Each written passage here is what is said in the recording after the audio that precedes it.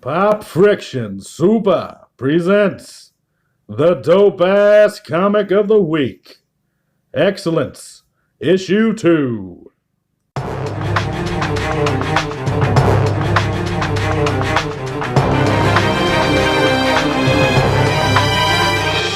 Welcome, everybody, to Pop Friction Super. I really do enjoy saying the super part now. I don't know how I felt about it at first, but now I just like saying super because I'm fucking weird, I guess. Ladies and gentlemen, the dope ass comic of the week. Excellence number 2 from Image Comics. Their Skybound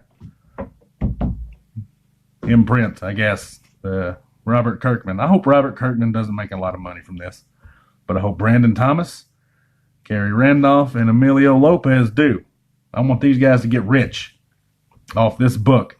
I hope everybody who reads comic books starts getting these issues and starts buying, or at least buys the trades, or both.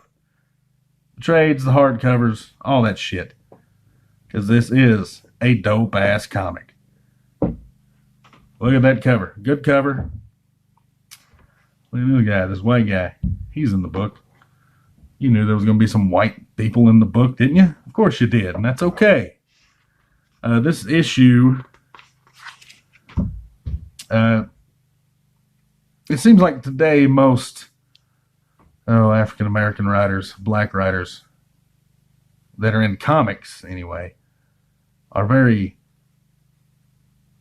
pushy, very, very forward with their politics. But it's not just African-American writers. It's female writers, trans writers, even white people, white writers that have an agenda. They're just filling their comic books with their political views and not really giving us quality storytelling. Most of them have shit art. I don't know the politics of either one of these or any of these people involved with this comic, and I don't give a shit what their politics are, just like they probably don't give a shit what mine are. I'm a southern blue-eyed Democrat. You don't see many of those where I'm from, but not an SJW. There is a difference. This is definitely not an SJW comic, although I can see some political stuff sneaking in, but it's not directly in your face, and I hope it doesn't get that way, because it's just so enjoyable. Just 2 issues in. I keep hitting the camera, guys, sorry. Plus the cat is on the fucking table again. But it's just so enjoyable, and it's refreshing to have a new comic book that you enjoy reading. I don't know if this is going to be an ongoing or a mini series, or if they have a finite number in mind. I don't see this being one of those, Spider-Man, Batman, Spawn, Savage Dragon type deals, where it just goes on and on and on forever. New writers come in, new artists. I wouldn't want that anyway. I want this team doing, 25, 50 issues. I don't think you can stretch it further than that. Not with the story it seems like they're trying to tell. Of course, it could advance, it could change. They might get 200 issues out of it. But really, this should be a story that's 25 to 50 issues long, somewhere in there.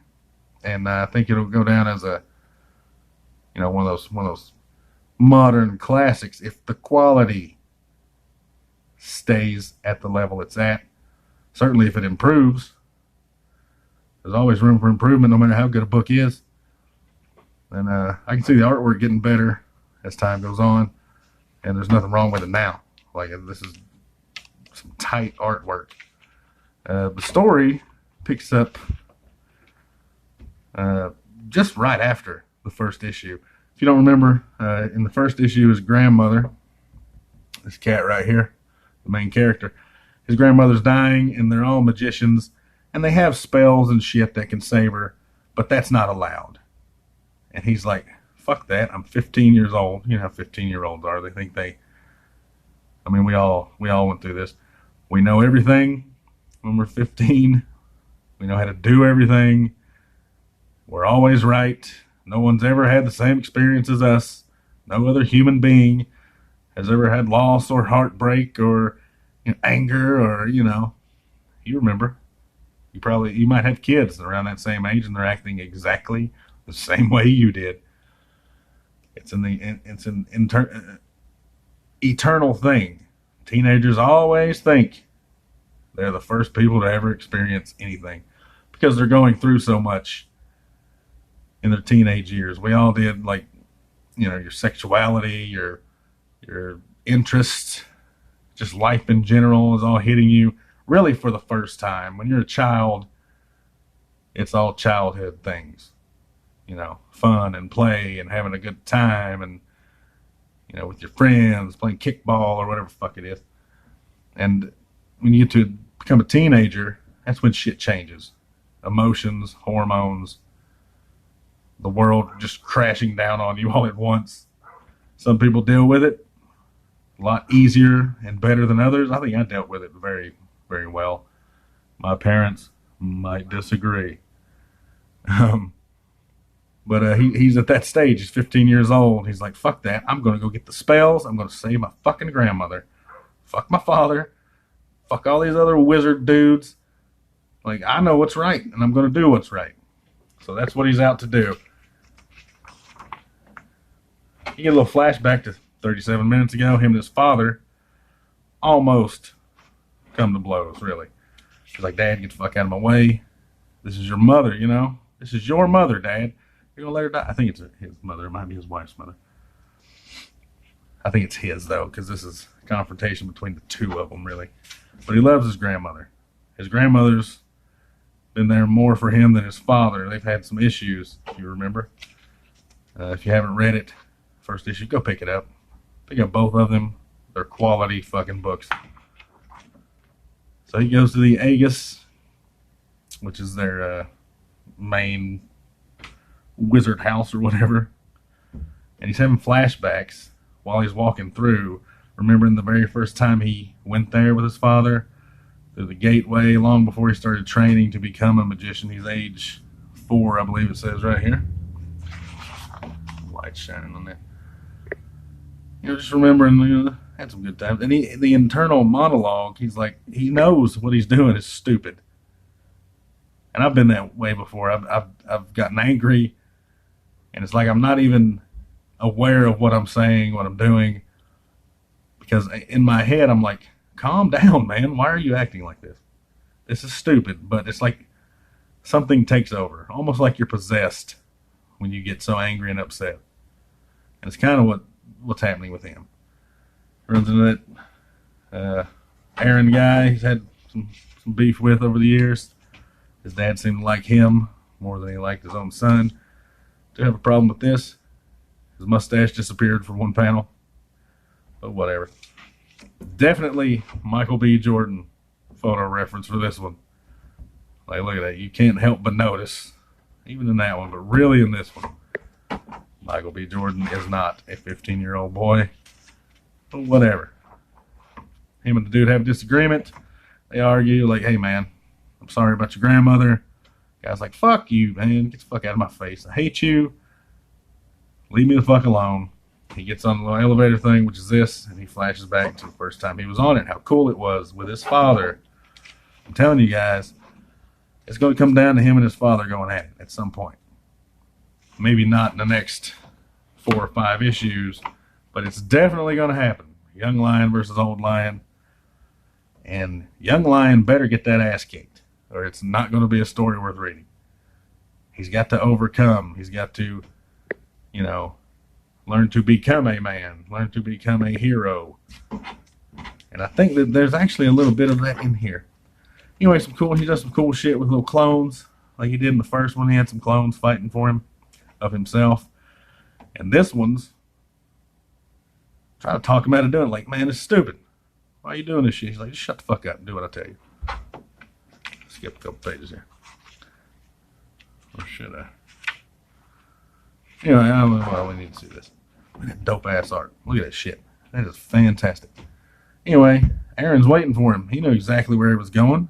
His father told Aaron, keep an eye on him, try to talk him down so he doesn't do something stupid. Because he knows he's going to do something stupid. He's 15 years old. 15-year-olds, we all did stupid shit. Some of us did ridiculously stupid shit. Not me. I was a good kid. For the most part. But it's too late. He's in Egypt. And